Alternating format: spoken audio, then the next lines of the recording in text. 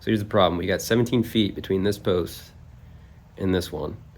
I'm trying to get a patio shade that is motorized so we can lower this down. Our house faces east and west, so this direction is west. In the afternoons, it gets hot and very bright back here.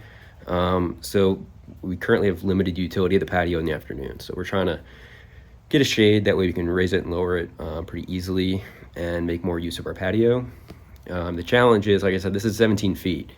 And they get pretty expensive when they get that size. On Amazon, I couldn't actually find one that was big enough, so you'd have to put two in, and then you got this awkward gap between the two where light will go through. And then I found a guy on Facebook Marketplace that's selling these or installing them, but he wanted $5,500 to do so, which I think is a little insane, so I was going to try and do it myself. Material-wise, I was thinking 1.5" EMT, which is electrical conduit. And then the shade material itself, I found they make shade cloths, so it's stranded HDPE or high density polyethylene. And I was thinking that, and then a small but ideally high torque like shade motor for inside shades, hoping that'll work. But anyway, that's the problem, and let's see what we can do. This square tubing down the diagonal, these will essentially be the brackets on either side. And I'm gonna drill some holes into these that will attach with lag bolts to the actual cedar posts. That way they're pretty soundly in the wood and shouldn't have any issue being able to hold that weight. The next step is, I've already done one here too. I got these junctions or collars, I guess, that attach and essentially join two pieces of the conduit. I had to cut, so I bought two pieces of conduit, 10 feet, and then I had them cut them down to 7 feet, 3 feet, and then the one at 5 and 5. The patio's a little over 17 feet, so I think 17 feet will be a good number. That way I have some room to play with on either end. But anyway, this piece started out looking like this, where normally they use set screws in these holes that are threaded. Not a huge fan of this because I feel like if the fabric is raised, it might not go on evenly as it's being rolled up. And I think if I used rivets instead, the rivet heads would be a little bit lower than the bulky screws that come in this by default. So that's what I'm working on now. Basically grinding off or dremeling off the threaded sections, and then like I said, once I get to the point where I'm trying to actually attach the tubes, I'm going to drill holes, probably 4 holes into the collars here, and then I'll use rivets, drill holes through the collar and then use those to drill holes at the same locations in the tubes themselves. And then I can use rivets to attach the tubes to the collars and then essentially make it all one contiguous pipe. So that's what I'm working on now. So.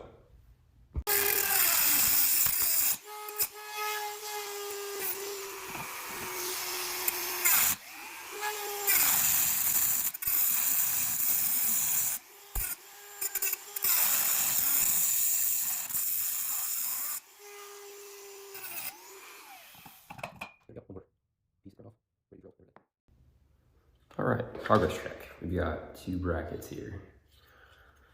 It will go into our post, something like this, and we'll have to add holes here and here for lag bolts, obviously on both pieces here. And that's how we'll attach it to our wood structure outside. The next step is also going to be drilling a 7/16 hole to accommodate our key, and then drilling a slot to accommodate the other pole that I'll show you here in a second.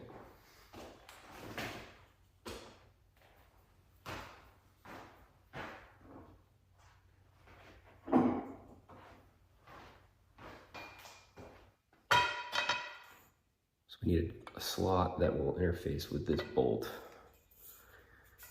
in one of the brackets.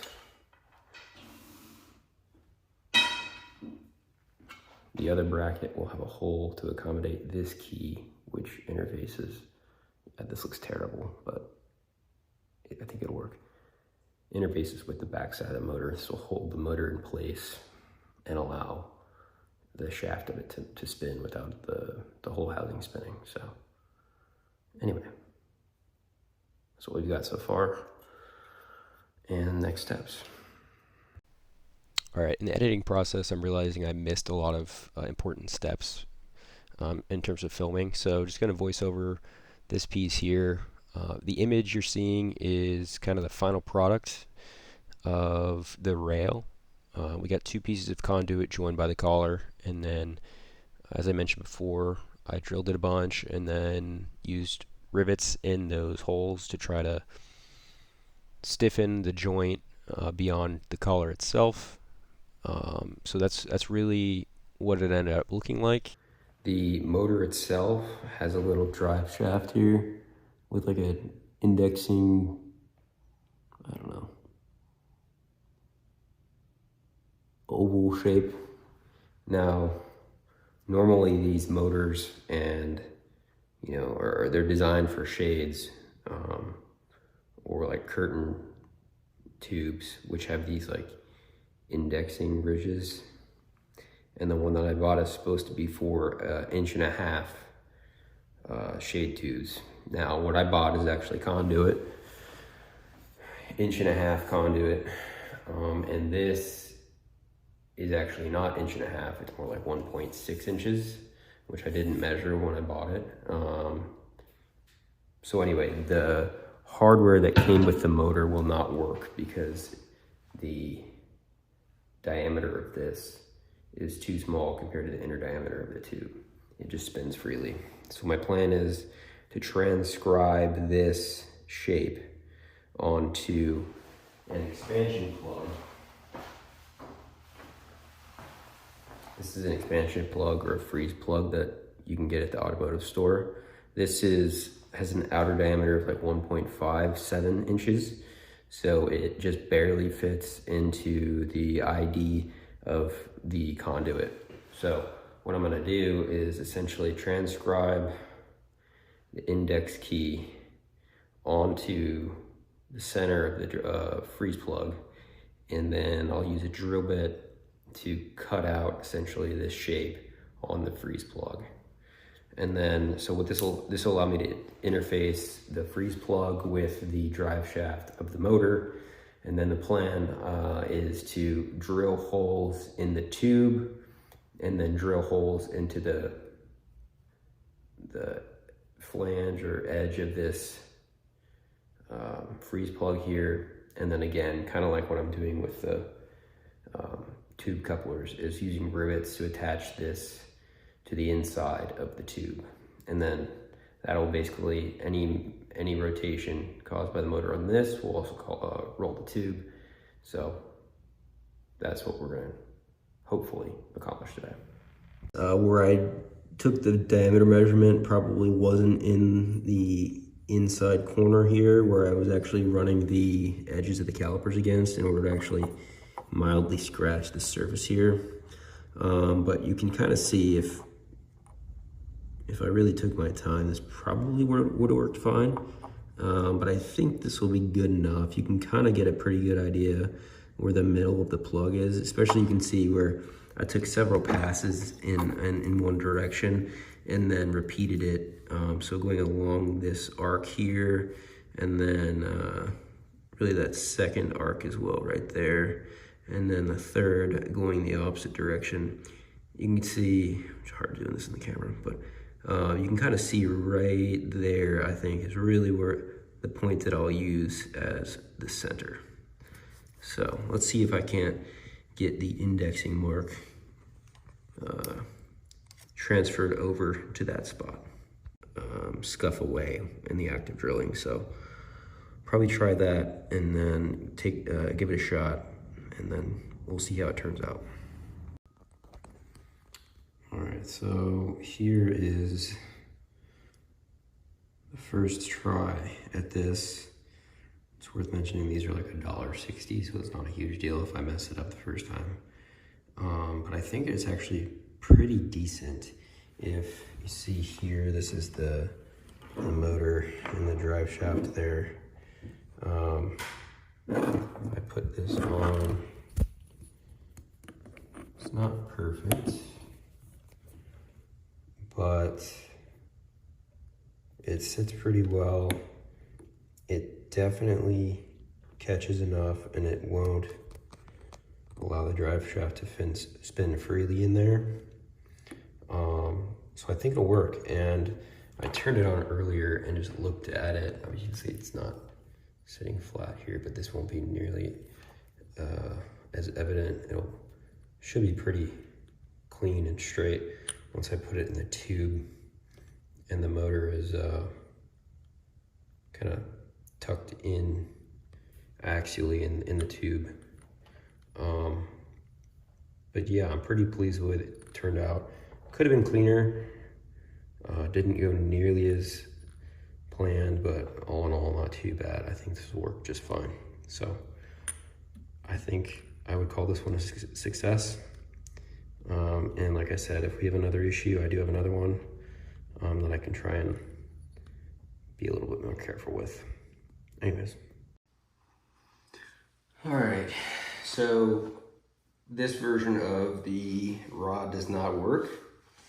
The joints here are far from rigid.